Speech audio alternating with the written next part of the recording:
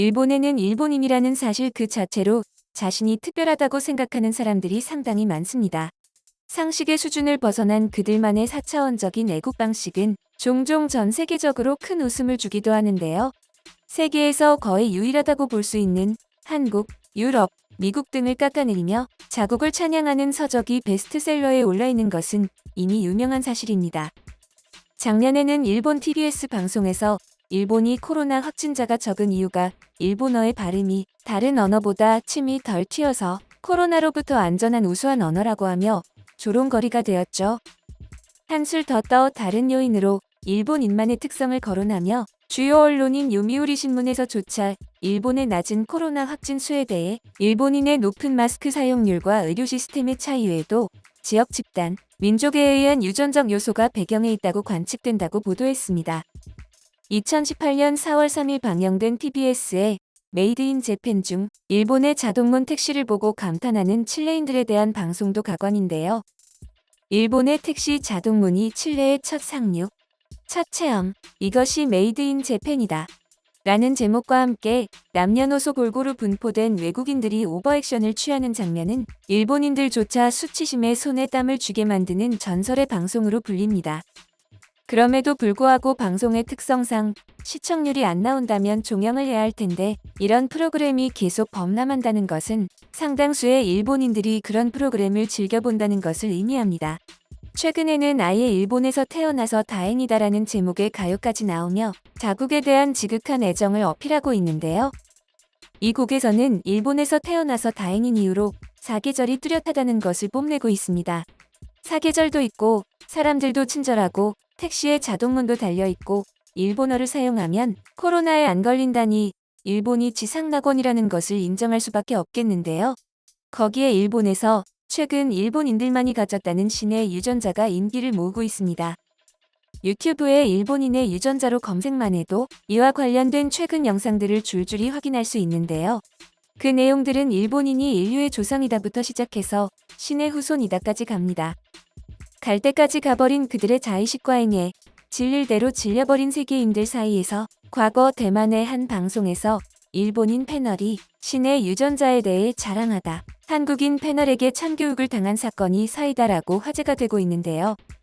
이 방송에서는 외국인 출연자들이 자기 나라 특유의 유전자에 대한 이야기를 나눴습니다. 서양인 중 유일하게 쪼그려 앉을 수 있다는 폴란드인, 어깨가 넓고 골격이 크다는 한국인, 발냄새가 심하다는 프랑스인의 소개가 이어졌는데요. 다음 순서의 국가에서는 자신들에게 평화주의 유전자가 있다고 소개가 되며 그 자리의 패널들은 어느 나라지? 저런 말을 당당하게 할 정도면 미국 정도인가? 라고 궁금해했는데요. 그 정체는 다름 아닌 일본인 패널이었습니다. 다른 외국인 출연자들은 경악하며 평화주의 유전자 자체를 처음 들어본다고 반발하고 나섰는데요.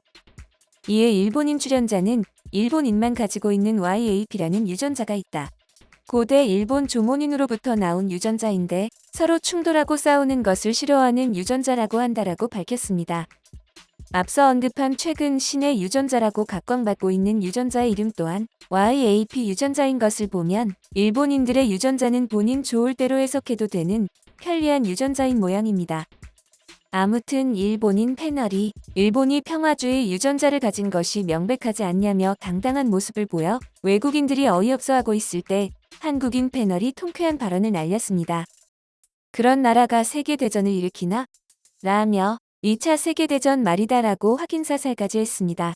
세트장은 웃음바다가 되며 일본인 패널은 얼굴이 새빨개져서는 뭐라 할 말이 없다. 생각해보니 그게 아니라 살이 잘 찌는 유전자였다. 라고 말을 바꿨습니다. 이 사건은 한국인 네티즌들 사이에서도 사이다라고 화제가 되었죠. 패널이 말을 돌리기 위해 살찌는 유전자라고 든 예시도 틀린 것 같습니다. 키가 작아지는 유전자라고 했으면 일본인들이 전 세계적으로 비교했을 때 유난히 키가 작은 이유도 설명이 되지 않았을까 싶은데요. 영국 BBC와 미국 ABC 등 주요 언론들에 따르면 최근 엘리오 리볼리 영국 임피리얼 칼리지 공중보건학장이 이끄는 연구팀이 전 세계 200개 국가 남녀의 평균 신장이 1914년에서 2014년 어떻게 달라졌는지 분석한 연구 결과를 유럽 과학 오픈 포럼에서 발표했습니다. 논문을 보면 한국이 주요 대목 곳곳에 등장합니다. 여기서는 한국이 지난 100년 사이에 전 세계 200개 국가 중 가장 많이 키가 큰 나라로 조사됐습니다. 이 자료에 따르면 한국 여성의 평균 신장은 1914년 142.2cm에서 2014년 162.3cm로 무려 20.1cm 커졌습니다. 세계 179개 국가 중 상승폭 1위를 기록한 거죠. 한국 남성 역시 같은 기간 159.8cm에서 174.9cm로 15.1cm 커져 세계 3위의 상승폭을 기록했습니다. 우리나라의 키 순위는 아시아에서 독보적인 1위입니다. 중국과 일본보다 모든 순위에서 큰 폭으로 앞장선 건데요. 그 원인에 대해 전문가들은 입을 모아 식생활과 같은 후천적 요인이 키 성장의 주요한 요소라고 주장했습니다. 한국의 삶의 질은 향상된 반면 일본은 아니라는 연구 결과가 나온 것인데요. 80년대 이래로 일본인들은 훨씬 적은 양으로 식사를 해왔습니다. 그들의 1인당 채소, 과일의 섭취량은 제2차 세계대전의 수치에 해당될 정도로 터무니없이 적습니다. 다시 말해 그동안 한국은 적절한 영양과 생활 수준 향상으로 국민들의 키가 성장했지만 일본은 소식으로 유전자가 피해를 입었다는 겁니다. 또 다른 전문가가 한국과 일본의 남성 평균 키를 비교한 연구에 따르면 지난 100년간 한국 남성의 평균 키는 159.8cm에서 174.9cm로 15.1cm 커졌습니다. 반면 일본 남성의 평균 키는 156.2cm에서 170.8cm로 14.6cm 자라는데 그쳤습니다. 이는 한국 남성의 유전자에는 애초에 일본을 능가하는 성장 잠재치가 들어있다는 건데요. 특히 서울대 의대에서 15에서 19세기 조선시대 남성 67명의 유골에서 채취한 대퇴골로 평균 키를 추정한 결과 한국 남성의 당시 평균 키가 161.1cm로 나타났습니다. 이는 비슷한 시기에 일본 남성 평균 키 154.7cm보다 6cm 이상 큽니다. 이는 다시 말해 한국이 지난 50여 년간 사회, 경제, 정치, 문화 등 많은 분야에서 놀라운 성장을 거듭하면서 한국인의 평균 키 또한 가파르게 상승했다는 것을 의미합니다. 거의 모든 분야에서 발전이 정체된 일본과는 비교가 안 되는 부분이죠.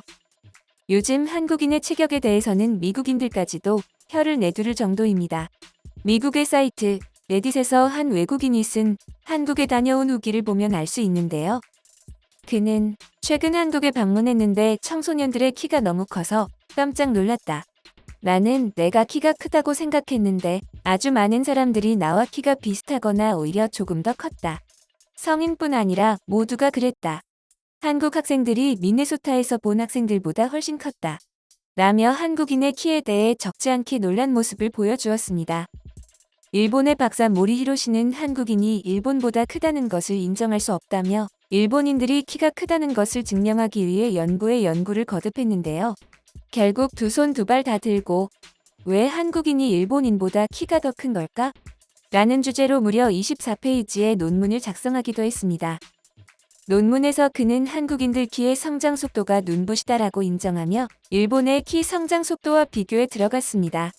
통계에 따르면 지난 100년 동안 한국 남성과 여성의 평균 키는 전 세계 평균 키 성장 수치를 훨씬 웃돌고 있는 반면 일본인의 평균 신장은 100년간 큰 차이가 없으며 한국보다 한참 낮은 하위권을 기록하고 있습니다.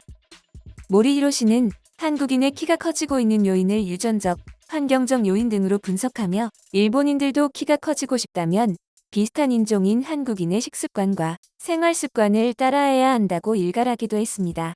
전 세계뿐 아니라 일본에서까지 이러한 연구 결과가 나왔지만 일본인들이 자신들이 한국보다 뒤처졌다는 말에 달가워할 리가 없죠.